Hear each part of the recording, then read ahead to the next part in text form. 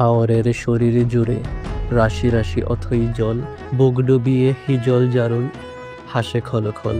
রোদেলা আকাশের নীল রংটি টুপটাপ ঝরে, হাওর যেন সেই রংটি তার বুকে পেতে ধরে।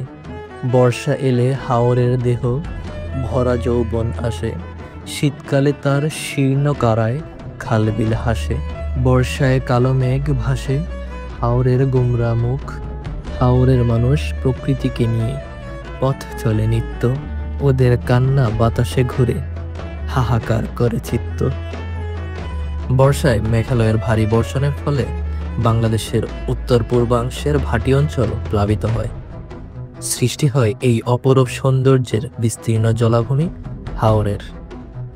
বাংলাদেশের ভ্রমণ পিপাসু মানুষদের ভ্রমণ তালিকায় সর্বশীর্ষে অবস্থান করে কিশোরগঞ্জের নিকলি হাওর। ঝাড়ি সারি ভাটিয়ালি লোককাহিনীর গান, ও ভাই কিসা কথার গান, জানতে হলে কিশোরগঞ্জে একবার ঘুরে যান। আপনাদের নিকলি ভ্রমণের আমন্ত্রণের মাধ্যমে শুরু করছি আমার ভ্রমণ কাহিনী।